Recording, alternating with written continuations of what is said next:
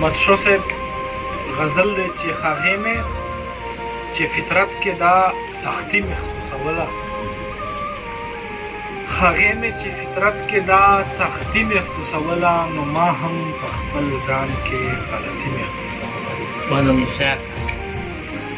هغې مې چې فطرت کې دا سختي محسوسوله نو ما هم په خپل ځان کې غلطي محسوسوله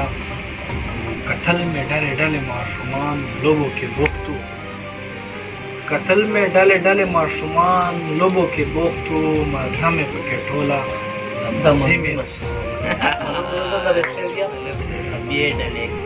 کتل مې ډلې ډلې ماشومان لوبو کې بوخت وو مزه مې پکې ټوله د ماضي محسوسوله او دا څنګه عجیبه خلک وو لالچ چې ختمېدو نه دا څنګه عجیبه خلک وو لالچ چې ختمېدو نه شتمنو خو ما دوی کې غریبي محسوسوله دا څنګه عجیبه خلک وو لالچ چې ختمېدو نه شتمنو خو ما دوی کې غریبي محسوسوله جدا چې رانه نیمه لار کې داسې شوې جانانه جدا چې رانه نیمه لار کې داسې شوې جانانه تاسې زما په مینه کې کمې محسوسوله جدا چې رانه نیمه لار کې داسې شوې جانانه تاسې زما په مینه کې کمې محسوسوله شعر دا چې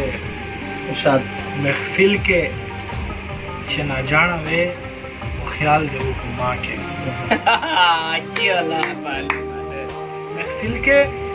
چې ناجاڼه وې خیال دې و په ما کې ما ستا مینه د ځان سره بیخي محسوسوله بادشاه صاحب د شعر ته فکر غواړي محفل کې چې ناجاڼه وې خو خیال دې و په ما کې ما ستا مینه د ځان سره بیخي محسوسوله و هر کله پښتانه چې له منزل لرې کتل ما ریاض بھائی هر کله پښتانه چې له منزل لرې کتل ما نور خیر خو ما دوی کې زنځاني محسوسوله هر کله پښتانه چې له منزل لرې کتل ما نور خیر خو ما دوی کې زنځاني محسوسوله نن ته چې مدثر ته خرې ونیولی شوې په لار کې نن ته چې مدثر ته خرې ونیولی شوې په لار کې ستا ټوله بېوسي ستا بنسي محسوسوله نن ته چې مدثر ته خرې ونیولی شوې په لار کې ستا ټوله بېوسي ستا بنفسي محسوسوله هغې مې چې فطرت کې دا سختي محسوسوله نو ما هم په خپل ځان کې غلطي محسوسوله